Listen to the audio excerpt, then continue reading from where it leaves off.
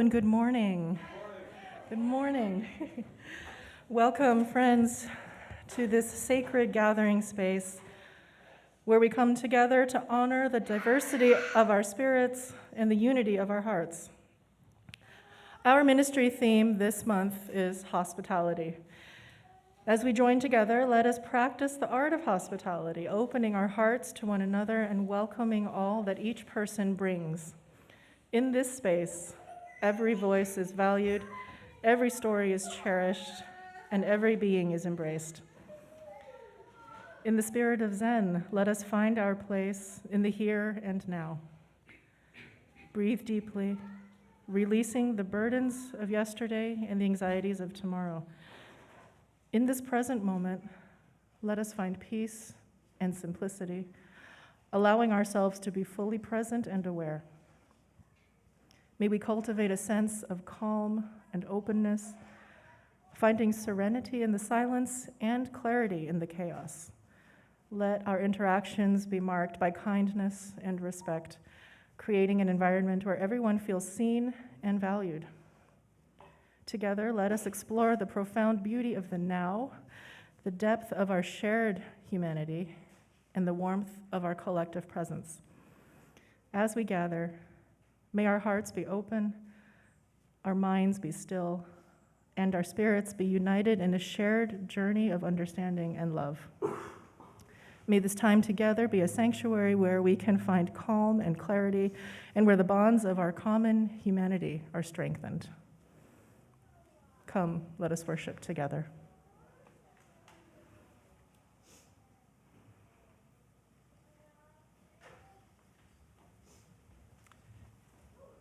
I'm James, and I get to light the chalice. I love visiting here for a couple of reasons, but number one is the Amen Corner. There are too many UU churches, too many churches, I believe, in all religious communities where you don't hear that. And if you are like me and are maybe a little grumpy,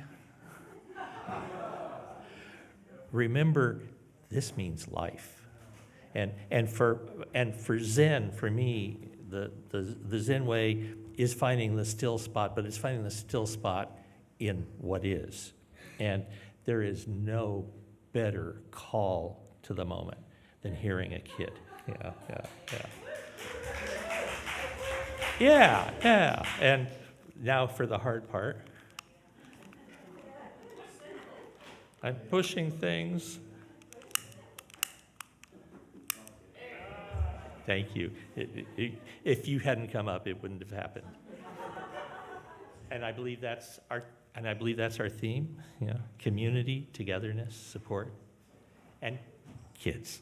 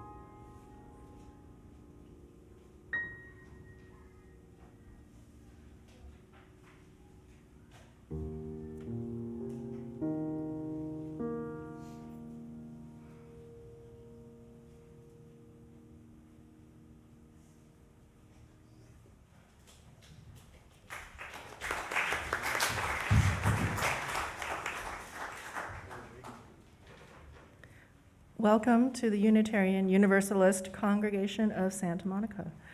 My name is Karen Shue Patterson, and I'm your worship associate today. I'm one of many volunteers in the church who work to bring this Sunday service together, along with our ushers, our wonderful pianist, Brian Humphrey, the folks providing coffee and treats, those making sure the order of service comes to you, and the tech team here and behind the scenes who make it possible to live stream this service. Thank you all. And thanks to you for being here in the sanctuary and with us in our online sanctuary. Please take a moment, if you haven't already, to silence your cell phone for the comfort of all. We invite children and families to start service with us and stay through our time for all ages, followed by religious exploration in the cottage across the courtyard. Children are also welcome to stay in the sanctuary, or there's also childcare available in the cottage as well. As we gather in this sanctuary and in our virtual spaces, we recognize that our homes and the homes of most of our members and friends are on the ancestral lands of indigenous people. This is the traditional home of the Keys Nation, the 14 bands of the Chumash tribes, and others. We honor their continued presence among us here. We acknowledge the painful histories of this stolen land. We honor their ongoing struggle for equity, justice, and sovereignty, and we celebrate their continued existence into the future. Today, I'm delighted to welcome Reverend James Ishmael Ford to our pulpit. Reverend James served as a UU parish minister for 25 years. He's the minister emeritus at the First Unitarian Church of Providence. Today, while officially retired, he serves as an affiliated minister with Neighborhood UU Church in Pasadena. Reverend James is a Zen teacher and the author of 5 books on the aspects of the Zen life. His 6th book, The Intimate Way of Zen, Effort, Surrender, and Awakening on the Spiritual Journey, has just been released by Shambhala Publications. Waiting for the helicopter. Copies will be available for purchase after the service, and if you ask nicely, he may even sign his book for you. Welcome, James. We are very, very happy to have you here with us today.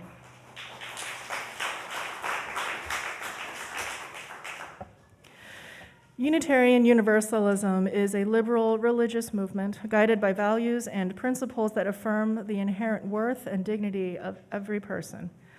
We celebrate many religious beliefs and learn from wisdom, both ancient and contemporary, sacred and secular. Centered in love, we are an open and affirming congregation, welcoming queer and transgender people and people from many diverse backgrounds, identities, and abilities as we live into our commitments to intersectionality, anti-racism, and countering oppressions to build a community that is radically inclusive, whole, just, and sustainable.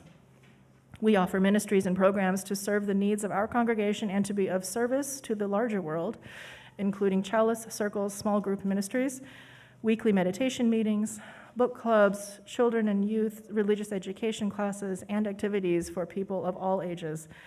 Whatever your beliefs or faith tradition, we hope that there's something here for you. And if we don't have it, let us help you create it. We invite you to consider becoming a member of our congregation to help us further the transformative work we do in our world.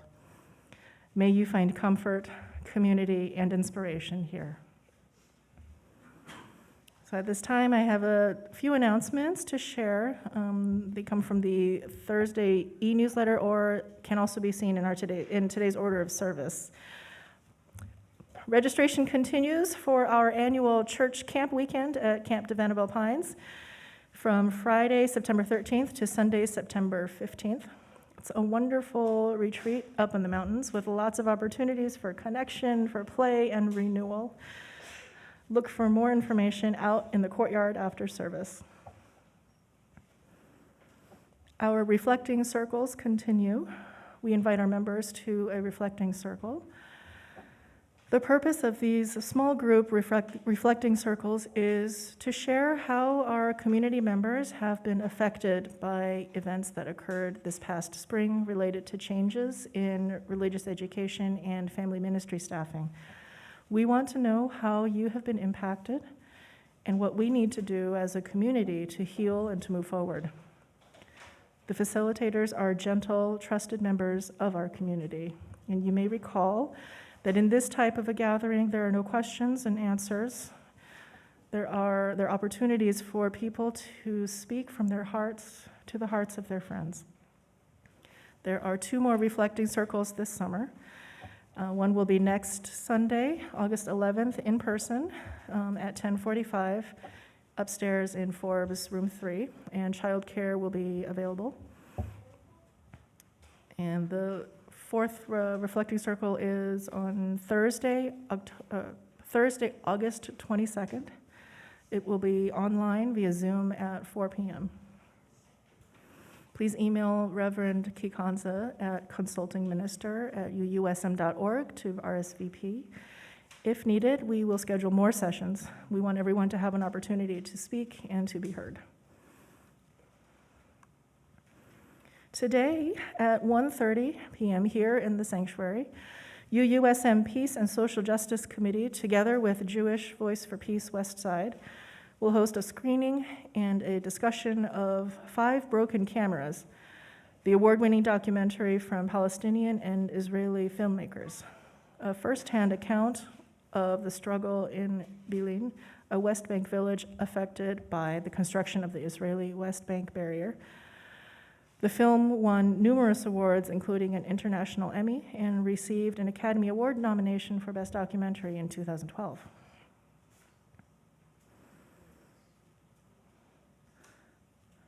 Help us welcome Betty Barclay back to our art wall this August and September with a, yes, I think that deserves applause. There's a free art wall reception today after service at 11:30 in Forbes. Her current exhibit, Eclectic 2, acknowledges the variety of media and expressions present in her paintings, which include watercolor, acrylic, and mixed media. At the reception, Betty will have jewelry made with her handmade glass beads, fused glass pieces, and copies of books she has authored. I know some of you also have a few Betty Barclay originals, and they make me smile every time I see them, so I invite you to please check out her art. The Green Living Committee meeting, the Green Living Committee will be having a planning meeting after service to plan for the upcoming UUSM Climate Justice Revival, which will happen at the end of September. So if you're interested in planning for that, go ahead and join the Green Living Committee meeting after service at the patio shade structure. And lastly, remember to collect water from your summer travels to bring back to us for the in-gathering water communion service on September 8th. There is always so much more going on than I can share in our limited time here, including our weekly lunches for bunches, UU the Vote postcard writing, and more. So I encourage you to review today's order of service, your weekly email, and our website, UUSM, for more. And now we are at the time to take a few moments to greet the people next to you, greet your friends nearby, remembering that the social hour is after service. Take a few moments to say hello, and then we will follow that with our opening hymn.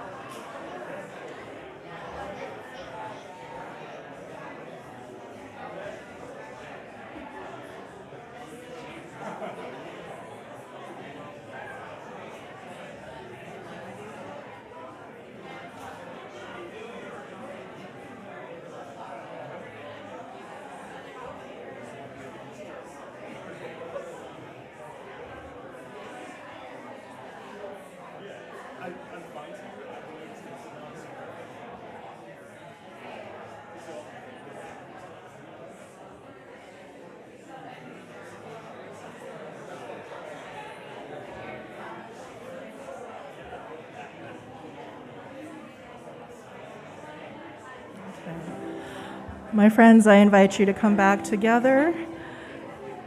Please rise in body or spirit as we sing our opening hymn together.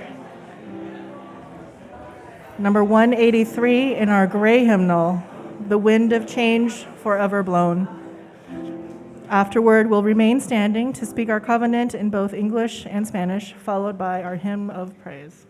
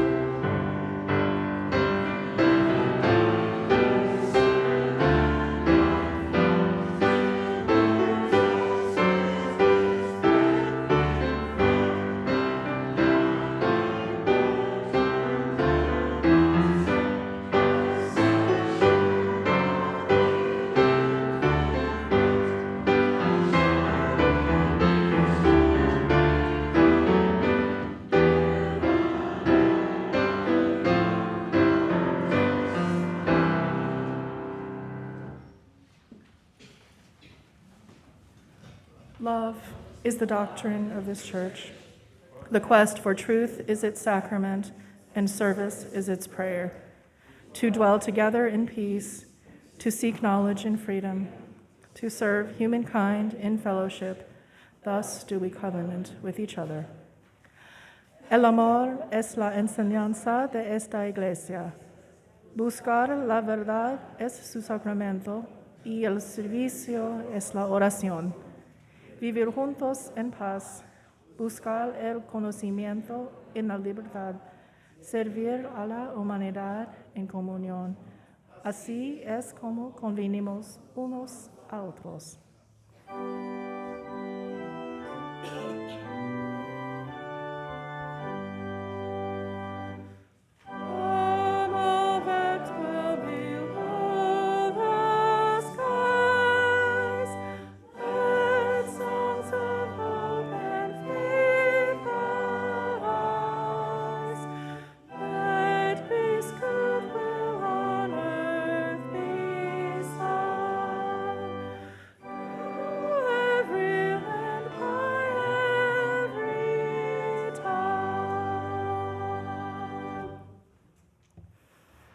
You may be seated. If you have a donation of non-perishable food items for the Westside Food Bank, please bring them forward now to place in our basket. Examples of items to donate, ideally in unbreakable packaging, are shown on the slide. Our service to the world can be embodied right here each Sunday. People of all ages are encouraged to give. We thank you for your generous donations to the Westside Food Bank. And we invite our young folks and those young at heart to come join us on the chancel steps for the Time for All Ages with our interim dearie, Jessica Place. Good morning, everyone. I brought my fan with me today 'cause it's been a hot summer, and I see that some of my friends over here had the same exact idea, crafting their own fans. Welcome. Hi, Zia. And I wanted to share some interesting little linguistic facts that I learned when I was studying theology. So we have got you guys got your fresh breeze going with your fans. Yeah, they had a really good idea doing a little kind of scoop to scoop in a little more air, which I think is very smart. So when I was learning a little bit of Hebrew and Greek so that I could read the Bible in the original languages, I learned that 2 words for spirit, so the Hebrew being ruach, you gotta put a little at the end there, ruach, and the Greek, which is pneuma, they mean spirit, but they also mean things like wind and breath. And I found there's similarities to that in other languages too, where you have similar words for breeze, wind, breath, and spirit. And breath is one of those things that connects everyone. Can we all try and take a big, deep breath together? Breathe in. And out. And breath is moving through our bodies all the time, even when we don't think about it. When we're busy doing other things, that breath is still moving through us. And for me, I think spirit is the same. It's that thing that's moving through me that connects me to everyone else, even when I'm not really aware of it. And for me, spirituality is kind of a word for trying to be aware of that spirit. And spirit can mean a lot of different things to different people. And spirituality is that tool we use to figure out what it means to us and how it works for us. And so, what are some ways you guys would say that you can connect to spirit? What's a spiritual practice you enjoy? Anyone ever try yoga? Out in the crowd too. Yoga is very important for me. Anyone do meditation? Yeah, meditation can be a great thing. But, even things we don't really think of as like spirituality, looking at beautiful art, hearing beautiful music, which we get to do when we come together here, even just playing, climbing out in the woods. And so there's all kinds of different ways that we can connect to what that word spirit means to us, including just being aware of the breeze and the breath that's inside of us. So we're going to go learn a little bit more about that out in the cottage if you guys want to join me, but we can all go out together singing our song.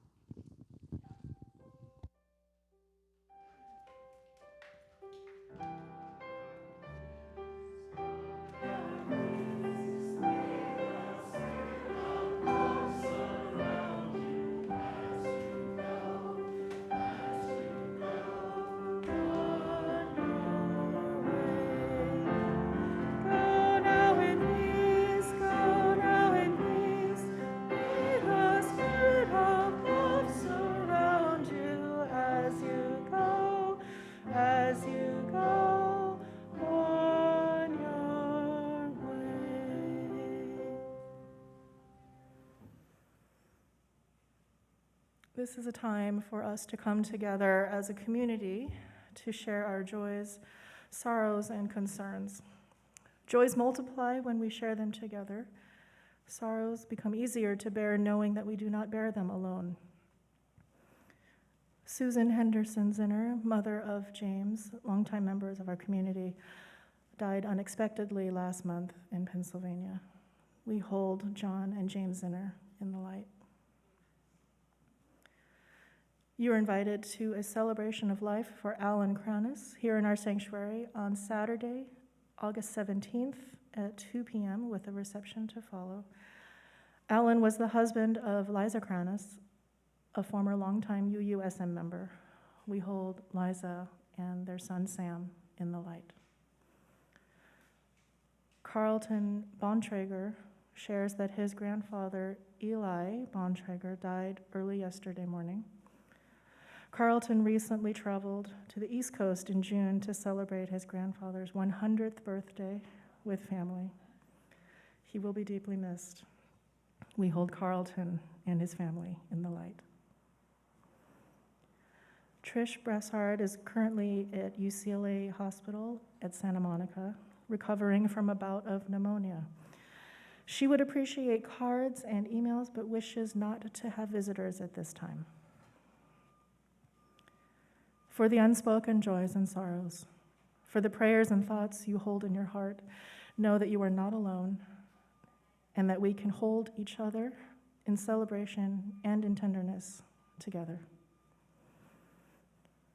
I invite Reverend James now to lead us into a time for mindful meditation, prayer, and silence.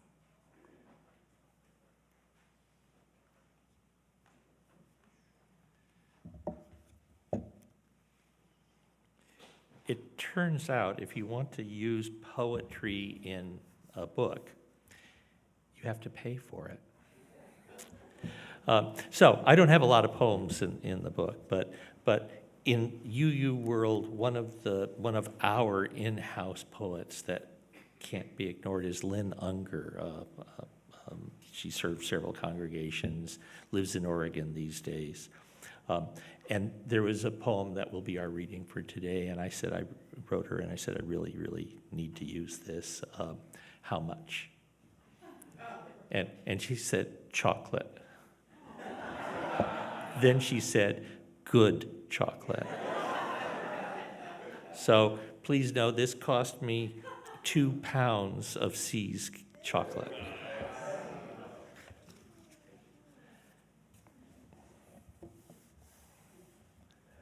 By what are you saved and how? Saved like a bit of string tucked away in a drawer? Saved like a child rushed from a burning building, already singed and coughing smoke?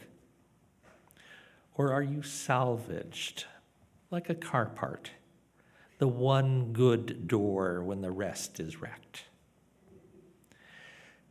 Do you believe me when I say you are neither salvaged nor saved, but salved, anointed by gentle hands where you are most tender?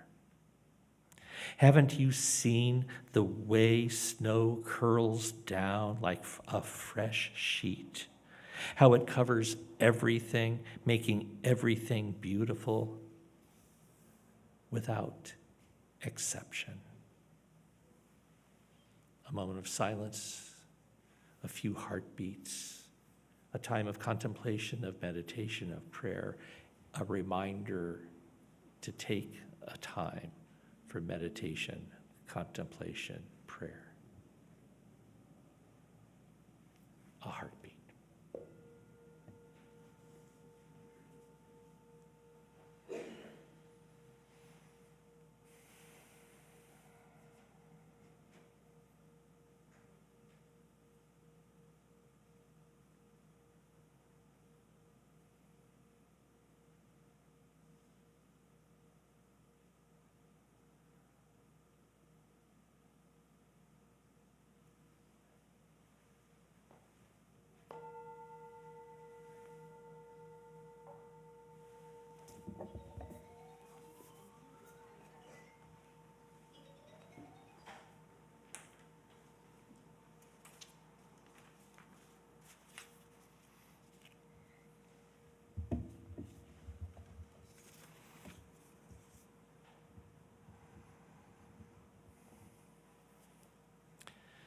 So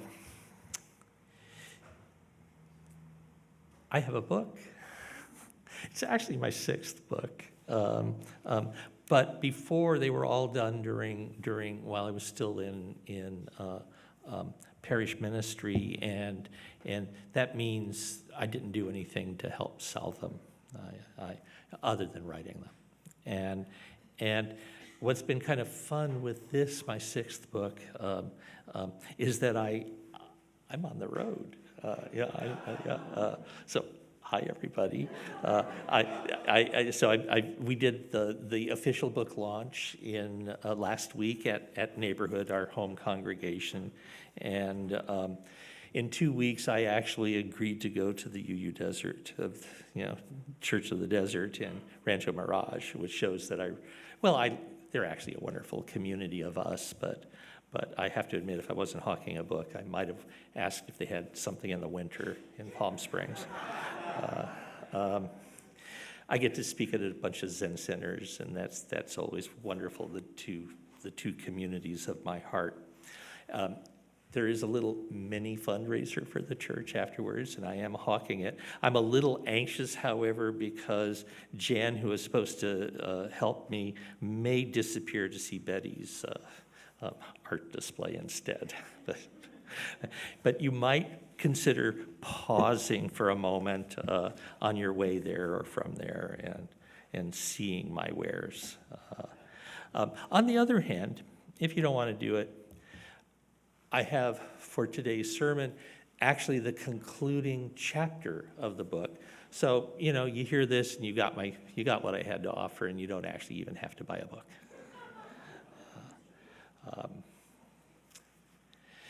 There's an old saying about politics: you run for office with poetry, but you must govern with prose. As the spiritual way opens for us, we discover our lives must incorporate both prose and poetry. There are the ordinary tasks of life, work, relationships, maybe romantic partnership or marriage, sometimes children. There is the ticking of the clock. It certainly feels like prose. But as we open our eyes and hearts, we discover something. Actually, it's all poetry. Even the proof of our lives is poetry. In fact, it turns out the universe is writing stories and songs, actually whole symphonies. And there we are, you and me.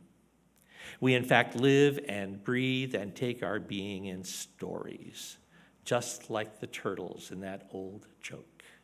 It's stories all the way down.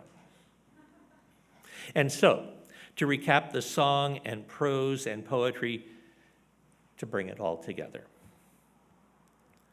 Once upon a time,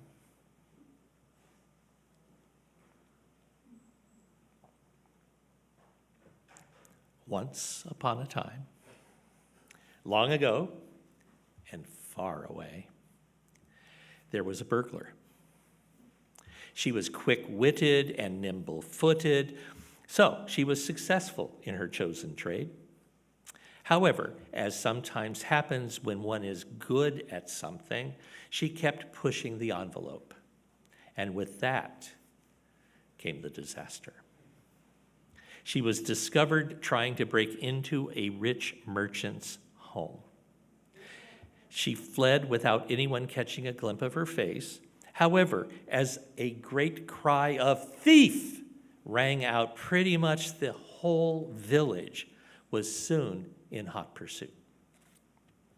Fortunately for her, she was just far enough ahead of the crowd that when she saw a cave opening between the road and a creek, she had time to throw herself into the water, roll in the mud, and then climb back up in front of the cave.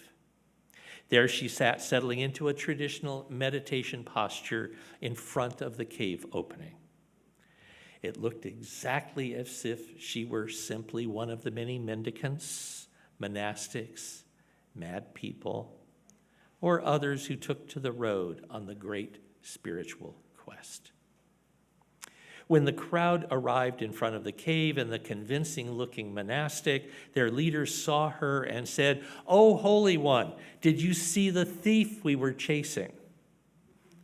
The burglar simply ignored the question and continued sitting as if she were meditating. One of the villagers said to their leader, "Can't you see she's meditating? We would earn some very bad karma if we disturb her." And then another said, "Let's wait. When she's ready, she'll speak." There was muttering of agreement, and the leader understood one leads by ordering people to do what they want to do. So they all sat on the ground in front of the thief and waited. While the burglar sat there pretending to meditate, she desperately wondered when they would move on. Instead, more and more villagers gathered. Some remained standing, most sat down, a few even began to meditate themselves. She had this terrible feeling, as if she were trapped at the bottom of a dry well. After about 2 hours, vastly longer than the burglar ever thought she could hold still, she pretended to awaken from her meditative trance. Slowly opening her eyes, she looked out at what was now about 50 people, all of them quietly waiting. She cleared her throat and spoke softly, but with enough volume to be heard by everyone there. "Why are you looking for some poor thief, dear ones? Wouldn't it be vastly better to search for your true nature? After all, who isn't stealing their lives by ignoring the great question of life and death?" With this, the villagers were overcome. Some with grief at their wasted lives, others at the call to something more important than perhaps they'd ever considered before. A few ran back to the village to gather flowers to give her. Others went home and got some food as an offering, including rare treats. Presented with the flowers and food, the burglar ate, trying not to gobble or look greedy. Then, asking herself what a wise person would do in a similar situation, she asked that the majority of the food be distributed among those present, specifying that the poorest get enough, and particularly some of the best delicacies. She also handed out the flowers to everyone. People felt graced. Finally, the rich merchant himself stepped forward and implored the wise nun that she remain here and grace their village with her wisdom. The burglar thought to herself, "Well, I'm good at my trade as a thief. It is hard work, and it is too dangerous. This holy nun gig could be an easy way to make a living."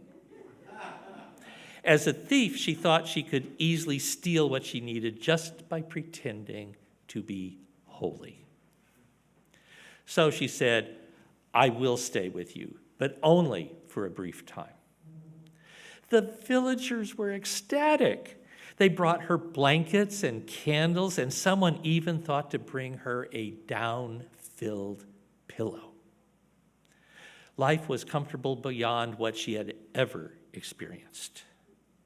The price was that she had to pretend to meditate for hours every day. And then in the early evening to answer questions the villagers would bring her. Answering questions turned out not to be difficult. It seemed she knew what a good and generous heart would do, or as she thought of it, what a sucker might do. Not a lot of difference, she was pretty sure. Pretending to meditate, however, was harder. She knew people were watching, so she really had to hold still. Life paraded by the road, merchants, monastics, families, and children. Once an ox led by a boy with a rope held through a loop in its nose trotted by. The pair paused and looked at her. Their eyes, boy and ox, were dark pools, then moved on without saying anything. Time passed. Days turned into weeks, weeks into months. The food was good, the blankets were warm, and oh my, that pillow. But the burglar's meditating continued to be a terrible ordeal. She experimented with her posture, trying to find a position that wasn't painful. She began to sit on the pillow and gradually become comfortable sitting cross-legged. Over time, her knees began to drop and then touch the ground. But then there was her mind. She fantasized about everything that had happened in her life. How she was raised, the poverty, the violence, the gift of learning to read at the local temple, and the reading of books. There weren't many, but she read them over and over. Then there was her trade, figuring out how to steal without getting caught, experiencing what happened early on when she was caught, the moments of joy and the long times of boredom and the intermittent flashes of terror. She also fantasized about the future, about what new treats the villagers might bring, about what she would do when she tired of this and returned to the road and a life of burglary. But as she passed in her imagination from the past to the future, increasingly she noticed something else. At first, it was like a flashing silence, just for a moment. Gradually, it grew larger in her consciousness. After a while, as those weeks passed into those months, that space, that quiet, that just being present became a large part of her holding still, pretending to meditate. Something was now different. She began seeing the villagers in a new light. And even the words that came out of her mouth now landed in her own ears in a new way. She gradually came to know the villagers, their sorrows, how they could be so petty and even sometimes cruel. The various intrigues of their lives, their loves as they arose and sometimes fell apart. Other times deepened their many generosities, sometimes unconscious, sometimes grand and even costly. Gradually, she began to love them.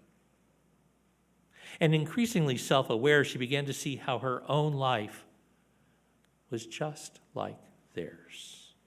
She knew they were different people, and yet somehow, mysteriously, they were also one. Increasingly, as she spoke, everything she shared was based in that mystery, that they were different and that they were more closely connected than the finest woven fabric. Then a teenager appeared. He approached her one evening, made bows, and said he had been wandering looking for a teacher. And he'd begun to hear about this amazing nun who spoke wisely and, more importantly, modeled the great gift of silent meditation. He declared he wanted to learn her wisdom. Not knowing what to do, she simply ignored him. He took a place in the dirt below her as she began to pretend to meditate. He sat quietly. The next day, she told him to go. She wasn't interested in having disciples. But he continued to sit with her at a respectful distance. She knew she had to pretend to be generous, so she made sure he was fed. And before long, the villagers made sure he had blankets and even a pillow of his own. He seemed much less interested in them than she was. What he seemed to love was to sit quietly. She asked him, "What are you doing while meditating?" He said he did what he was taught when he first decided to walk the spiritual path. He counted his breath, putting a 1 on his inhalation, then exhaled, then put a 2 on his next inhalation, and counting until 10. After which, he repeated the process. She said nothing. Then she tried it for herself and discovered it helped with her concentration, but it also tended to obscure the quiet place that seemed increasingly interesting to her. So, a few days later, she told him that he might just try sitting quietly, not trying to think, not trying not to think. And he did. She began to wonder if it was time to escape.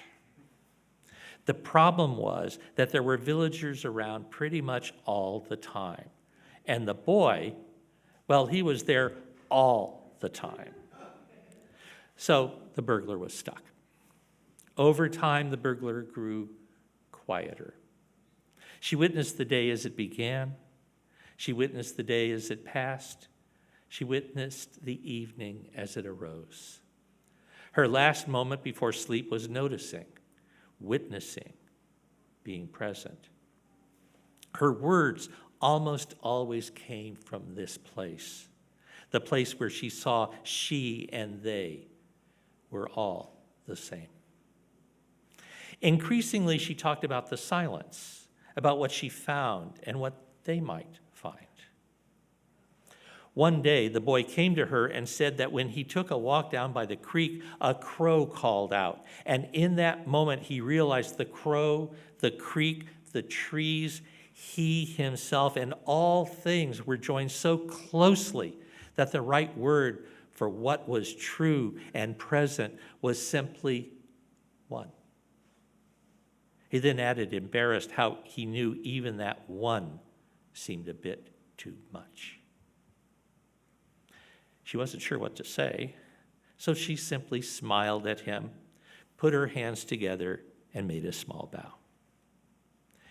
They continued together in this way as the months turned into years. She wasn't sure when it happened for herself. In fact, she never had that big thing like her disciple. What she did have was a gradual growing into peace and joy and gratitude for it all.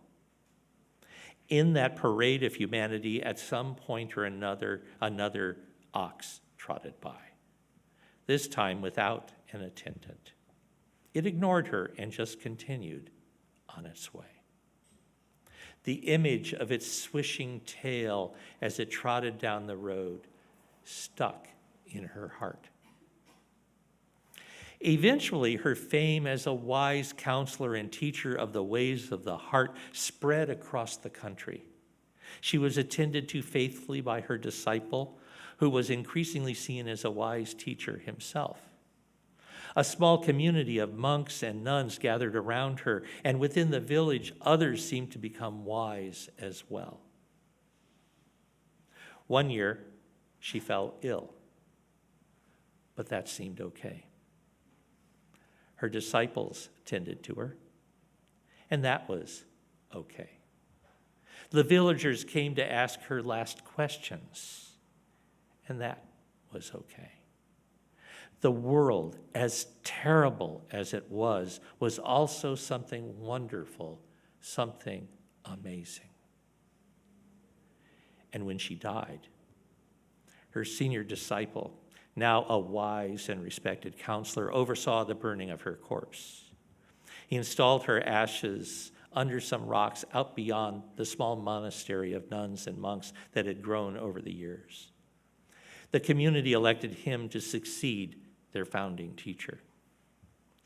Always before he lectured on the mysteries of the way, he would thank the good gods that he had been given such a wonderful guide on the mysteries of life and death. The teacher who stole his delusions, and in doing so, opened his heart. Mystery piled upon mystery. The intimate way. Thank you.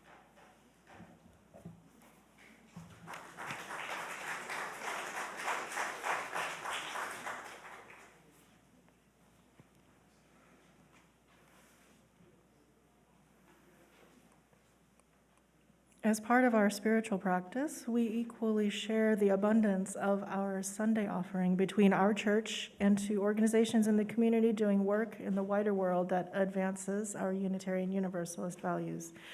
In the spirit of hospitality, I want to highlight our weekly greeters, our welcome table, ushers, and coffee committee. They are the warm and friendly volunteers who help to welcome us here each and every week and who support special events with care and with refreshments. Thank you all.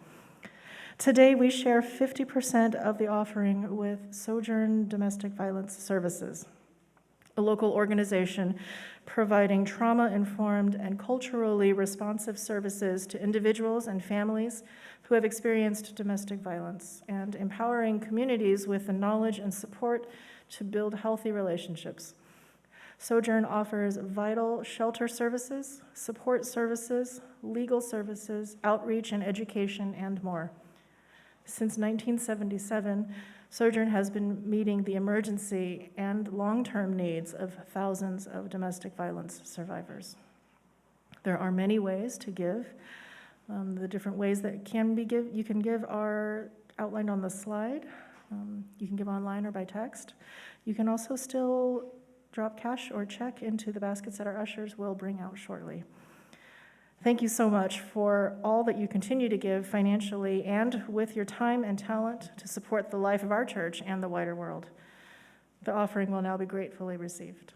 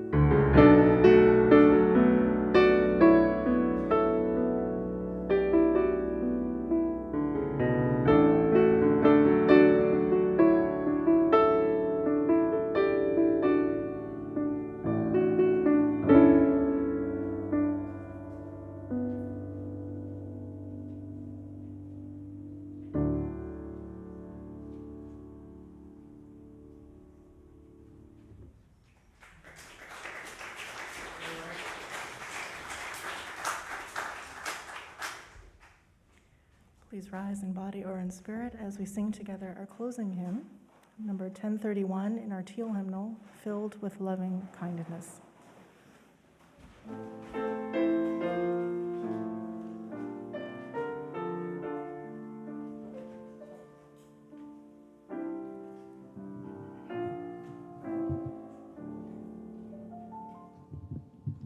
May we be filled with loving kindness. May I be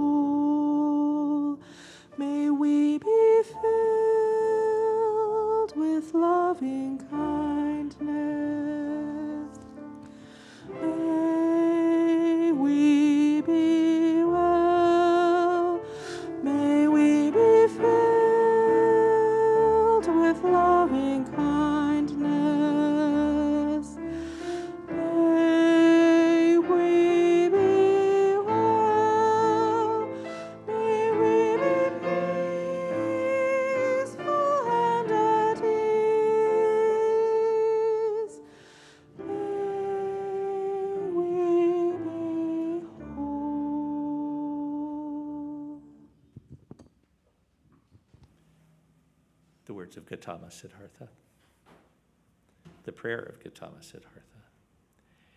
May we be at peace, may we be well, may we be whole. Our hour is over. We're about to go off into the world. There's work to do if you haven't heard. I believe there's an election coming up in 96 or 7 days. May what we do be informed by our hearts. May what we do be informed by our gathering together and opening ourselves and discovering each other is our heart. With this, we conclude the formal part of the service and move into the grander part. May we depart in peace and maybe with just a hint of unrest.